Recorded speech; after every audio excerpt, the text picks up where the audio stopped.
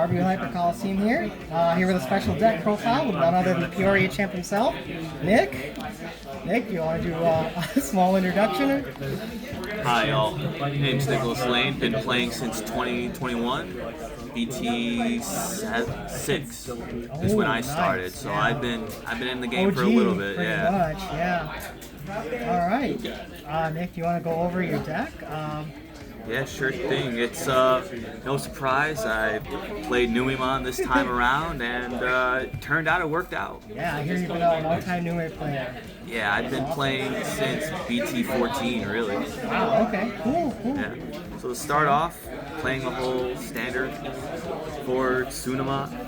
You know, black base has just been the most consistent thing I find out of any Numemon build. Purple is a nice, fast engine, but with the black base, I'm able to, get that consistency draw without having that initial aggression, falling into a blast haste mechanic. Oh yeah, for sure. And then for the fifth egg, the Toko, it really, it's not the greatest one, but it's the one that works as well. You don't rely on it. Extra draw gets done. Now, for the controversial but necessary pick, 4 of the +1 Ukomons. This thing, a lot of people say it needs to be hit. Honestly, I kind of agree. This thing enabled me to get to that critical 3 memory that I needed in order to build up to a Monzi to extend my turns. Now for his brother. Uko is definitely a very good card. Yeah. Now for his brother, we got Search Uko. With the altar too. Yes. Have to shout out my friend Josh for handing me these. These were quite a nice card to pull. But, same deal. Hatches one, draws me. This thing has drawn me out multiple times throughout Peoria. Gave me the Death X, gave me the Monster that I needed to win a game. So, and it searches rookie or tamers that I need in order to. Yeah, sometimes it searches you the exact out. That's why it's such a good card. Now for the black rookies, I'm playing 3 of Chakuri. I see every Let's Play too, and there's times where it's like I need to just build 1 in the back, the Eva over, and then I need 1 on field. And sometimes I'm missing out on that 1 that just at the bottom of the deck. So playing it at 3, trying to get that just extra consistency boost in order to not get Death X on a wide board. Death X, getting hit with a Death X, so you have 4 or 5 things on board is devastating. It's done. Lastly, for the rookies, 1 of Agu. This really could have been anything. I just figured Agu was the equivalent to a 5th +1 Uko, and it has an inheritable that I can occasionally use against my opponent in order to take a memory from them. It didn't come up during tournament, but it was overall used for what I needed to. That's interesting. One thing before we move on, I noticed that you aren't running any of the memory blockers. Did that matter? Do you think that mattered in tournament to not run them? Or? It would have mattered if I faced against anything like a Mirage. Yeah. I think it would have been more play. But typically, no. Like, the best case scenario, if they had like a Patamon that promoted out, it would have stopped 1 memory, but typically they're going to have like 3 TKs in the back, so I might have stopped 1 memory, but they're still going to 4. Right, they're still going to get the turn that they want for the most part. And so, especially since it's a 1K rookie, it's easily outable. Yeah. So I just said forget about it. I'd rather have something with an inheritable. Okay, cool. All right, let's move on to the level 4s then. Of course, bread and butter, Rush Nume. I'm playing 4 mainly because it's a generic blocker instead of the RB1 yellow-black rook or Nume that gives blocker on a Monze or Numemon. With the amount of Soxies I'm playing, I could have bumped this down to 2, but I just wanted the generic blockers.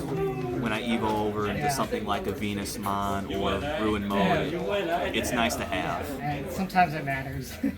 I've seen people use that Nume to basically evolve into an Etamon, and then the Etamon has blocker and Valkyrie, which we'll get to that pretty shortly. Now, consistency booster, 4 of the Garamon. You really can't run this any less than 3, and even that's like pushing it. Like, for you to do well with this deck, you need to have as much hand advantage as possible, and Garamon just gives you that in spades. Now for the second controversial card, another X-Antibody level 4 that might need to be hit to 1. It is very good.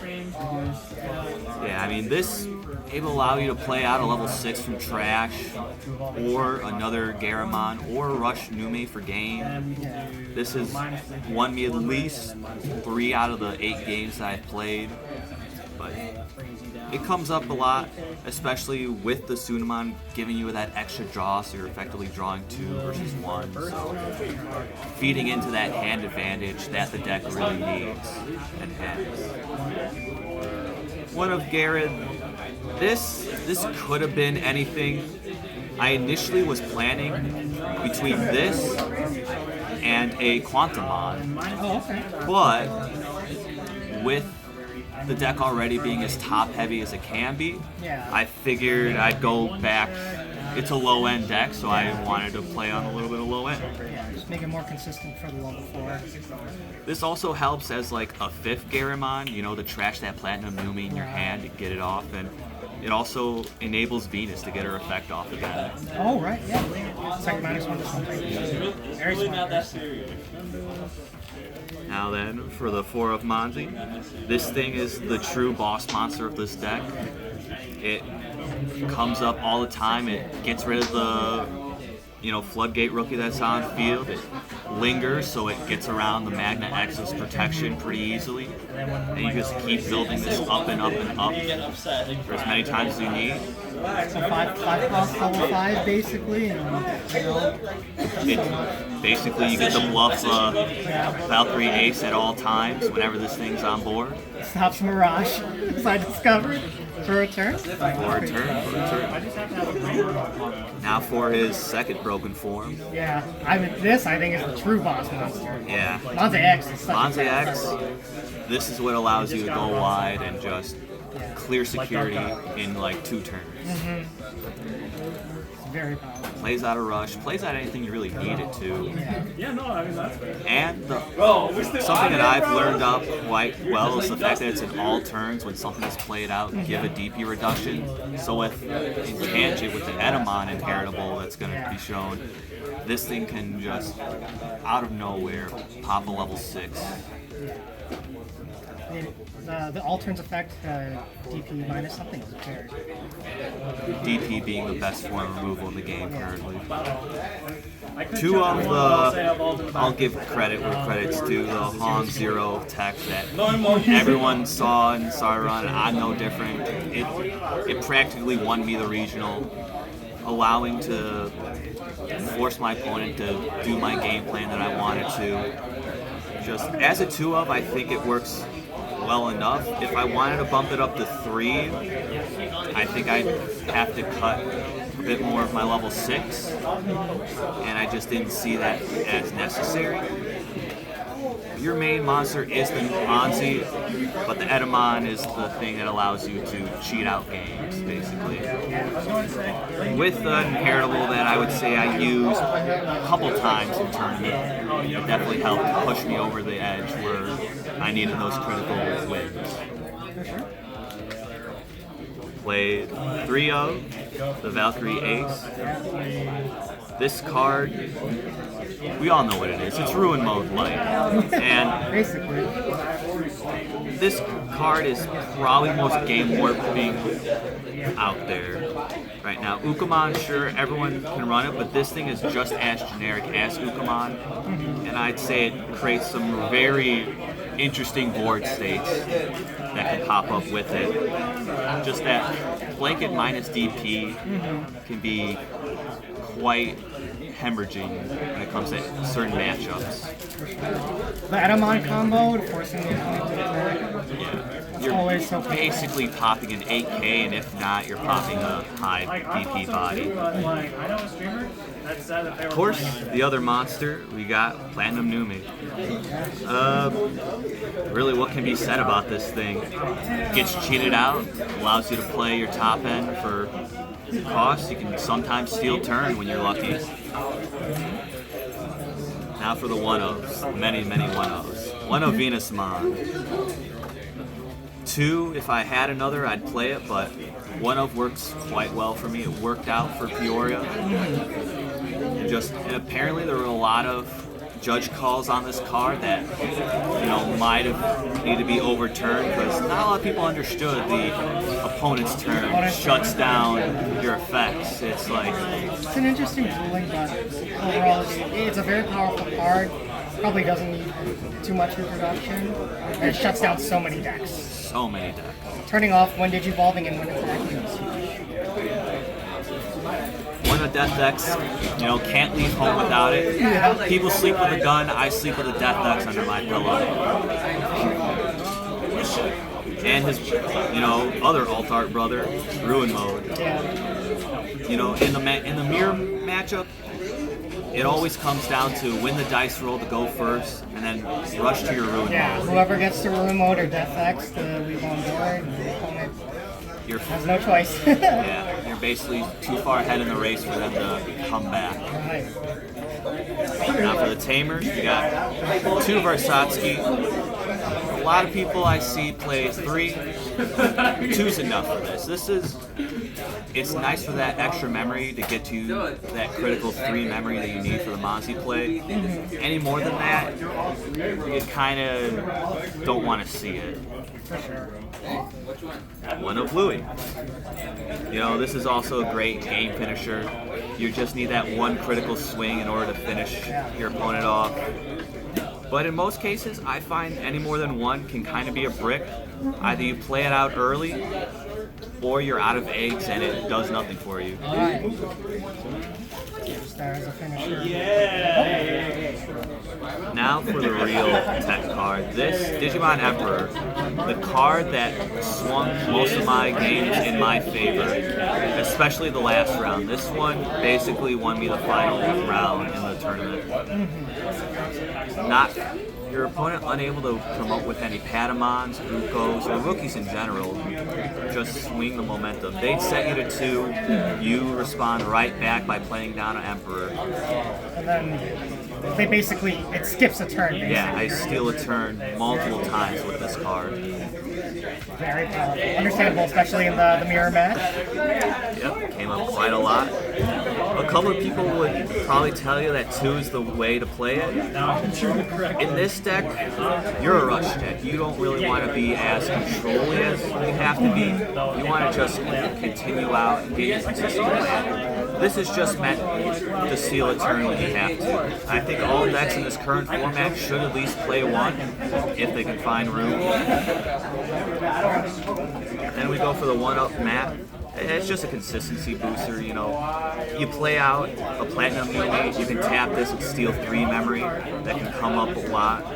At least in my games, it came up a bit. And, that 3 memory I keep mentioning, always need it, always need it. And then for the final card, Protoform, can't do much out without it. It's basically your 5th regular Monzi to Evo into. It heals. 2-of can kind of be a brick. Right. You'll see it in 1 and then not really need it next time. Once it's in cycle, your security, and then back to hand, you just keep using it. Okay, very cool. Alright, now that we have the deck profile out of the way, going over a lot. It seems like a lot of your tech choices were for cards that you wanted to see, but you didn't always want to see. So they were like nice cards to have in hand against your opponent, but if you saw 2 of them, you're just like, oh, I don't have to. Very cool. Very understandable in a game like Digimon, especially in Numemon, where you want to go fast. And the longer the game goes, the more cards you see, the less you're likely to clutch it out. So, No, there was especially during the whole tournament where there were times where I needed to, you know, use that Numemon to search out something that I just needed to see once. Like the Venus, I just need one turn and then use my next turn and gain that extra momentum. Ruin mode, use the next turn, extra momentum. Same thing, early game, Emperor, steal a turn, extra momentum. Numi right now only needs to do its regular game plan and then steal a turn once or twice, and it's done. Overall, how was your experience at Peoria? Honestly, great. I find it was a better hosted event than Nationals was this year. I think the organizers did a great job. They kept the games going fast. They kept everyone prepared and organized for the next round. And overall, I felt the judges did great too. So I have no complaints. Yeah. All right. Well, thank you so much for coming on the channel and doing the deck test with us. Is there anything else you'd like to say? Yeah, I'd like to give a shout out to my main locals, TGS, out in Tinley Park. We play every Wednesday. You know, come by and see us. I'd also like to give out a shout out to my Yellow Vaccine players who helped me train the matchup. Ante, and he gave me the most run for money that I needed to experience. Okay, Ante does that with us too. Yeah. Also like to shout out Josh. Hang in there, buddy. Best SecCom player I know. Alright. Awesome. Thanks again, Vic. It's good seeing you, and yeah, thank you for the deck profile. Yeah, no problem. Yeah, I hope you guys enjoyed, and we'll catch you on that flippy flip. I'm not Ben, I'm so sorry.